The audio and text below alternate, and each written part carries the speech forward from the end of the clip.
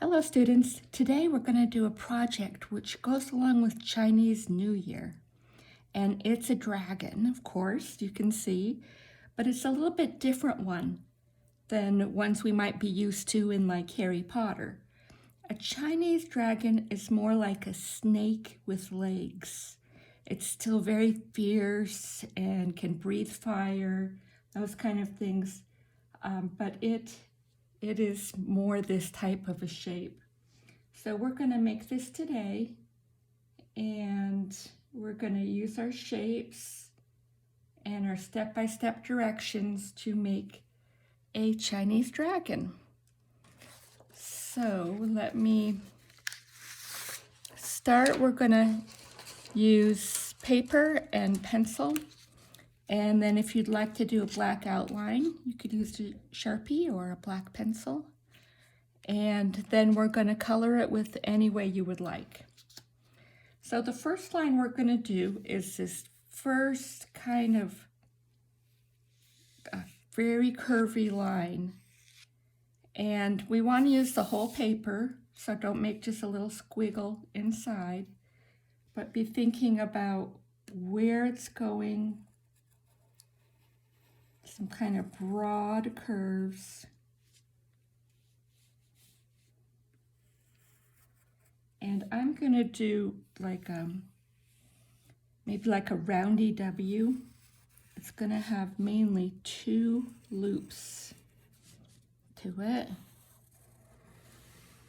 That's the bottom of the dragon shape. I jumped over here because the legs are going to go there. Okay, now I'm going to do a line that's pretty much parallel. I'm going to think though that it's going to be somewhat parallel and then get smaller as I get to the end.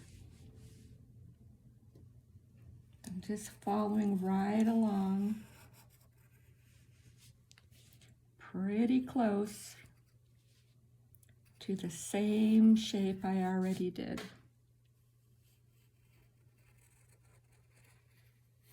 And here I come in and I get a little smaller, a little smaller, a little smaller.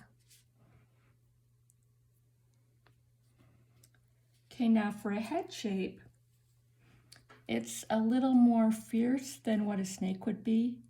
Kind of even reminds me of like a bird of prey with a great big beak there.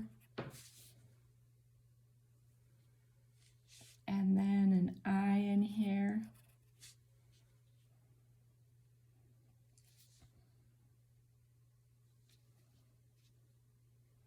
And we're going to add some legs.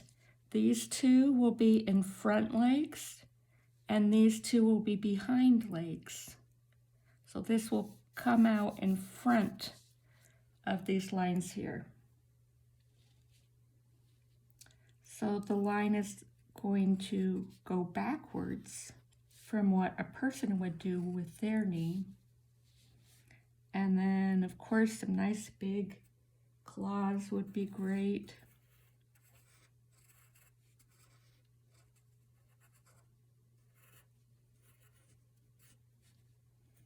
Some fingernails there, or claws. Okay, that's one. Now the second one, like a lot of other animals, it's going to be bigger in the thigh. So I'm going to actually give myself a little more room there.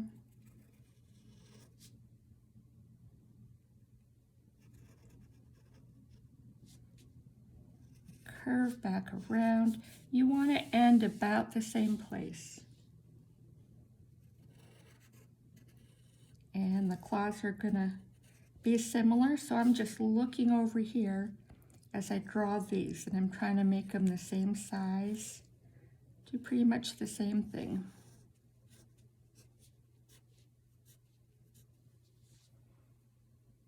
Okay, now if there's anything you don't like, then now's the time to change it while you're still in pencil. Okay, next we're going to do our back legs. So they're going to end up a little higher because far away things end up higher on the page. And we're not going to see the top part because it's on the other side.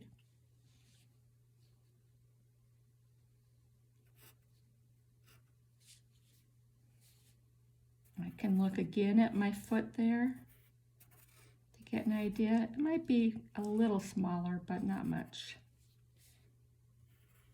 The more you start to draw claws, the easier it gets.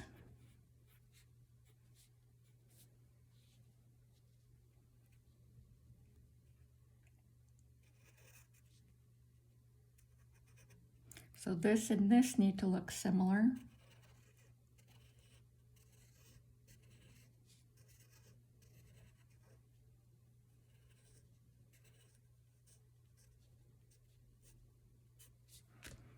Well, how's it going? Is it starting to look like a dragon? I hope you're proud of yourself, all your hard work you're doing. The next thing we're going to do is to put a line in for the stomach. We're going to start here, come in, be pretty close to the outside line there.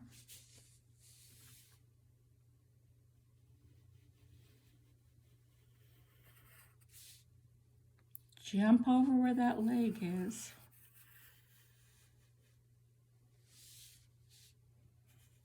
You jump over that leg and then gradually get smaller and smaller and end up on that tail.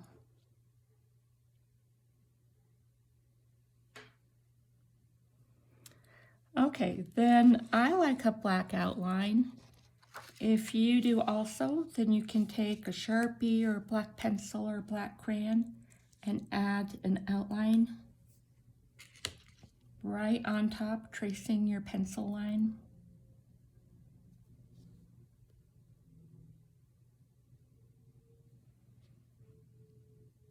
Now, one of the fun things about a dragon are the spikes on its back. So have some fun with those. Kind of remind me of flames. I think I'm gonna turn directions a little bit. Maybe you can see what I'm doing.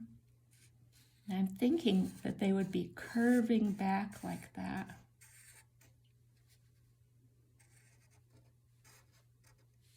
Kind of have those kind of thoughts in your mind of what direction would those spikes go in.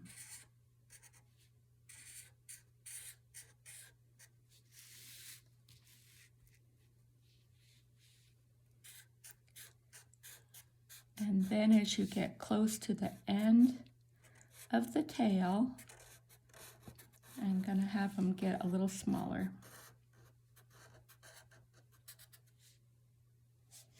It's kind of fun though, if you would like to put like a long, fiery looking end of your tail there. Makes it look a little more fierce.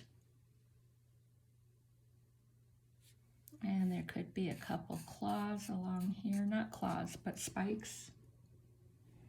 And nostril, tongue, an eye. I think that's pretty much it. As far as color, I thought this time I would do 2 color sources. You can do whatever you want. I don't know what you have at home, but I do like colored pencils for really good detail. So I'm gonna get in here with some red.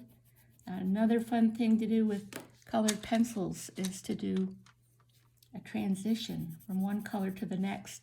And if you overlap it, you can't even tell when it switches color.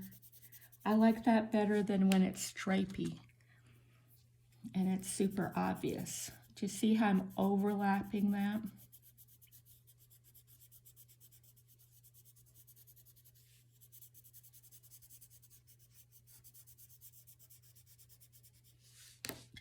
I actually want to start getting into some greens now. I'm going to do very, very light, try to help that transition. This transition's a little harder than the other ones.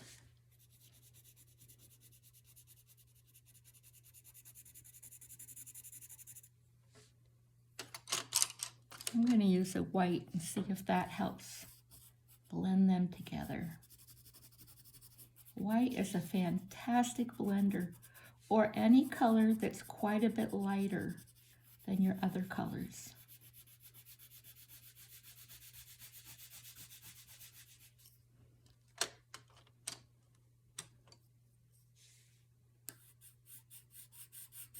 Another idea could be is making scales on it.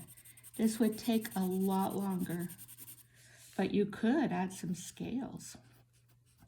They could be like a scallop, or they could be like a zigzag or a diamond.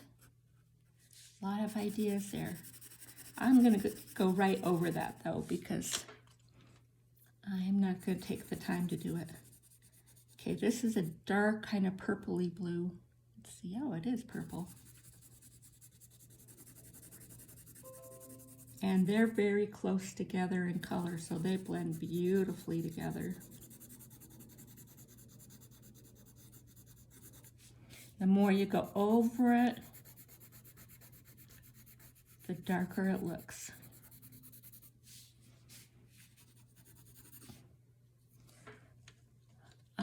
Now I would like the spikes here to look very much like fire. So I'm gonna definitely put on my reds and oranges and yellows in here. And the fun of it is you can choose what you would like to do. You might think, I really want to do blue and red, or yellow and greenish. Like, it's just a fanciful drawing. So just have fun imagining what would be cool in your mind.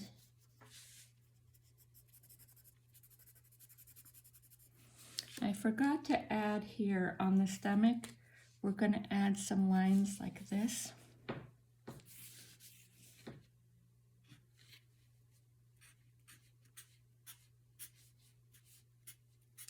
And I'm curving along. You notice how they started this way, now they're curving along, because that's what would happen on an animal that is swirling around like that with their body.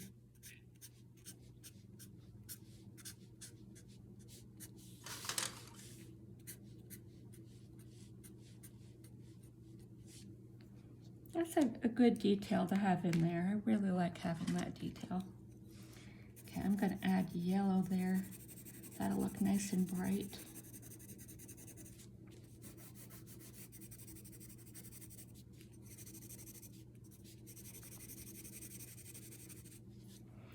Now for a background, I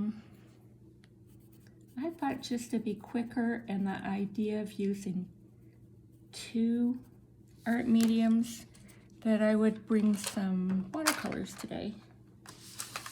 That's a way you can do a fast background. So here's my water, my brushes, and I've got a couple different sizes, and my paint set. And one way to paint is called wet brush. And you first get the section you want to paint in wet. Then you come back with the color you want. That kind of helps it spread. Now if you want to get really fancy, you could add mountains back there and complete scenery.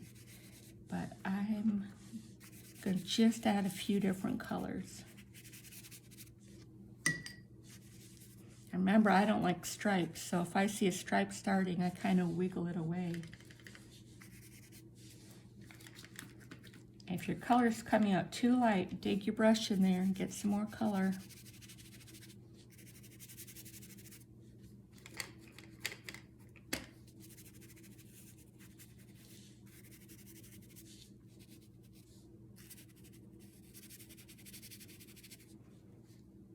So you go through and you do your picture in one art medium or two and think out what would look beautiful and exciting for your artwork. And good luck and best wishes in your Chinese dragon project. Bye-bye.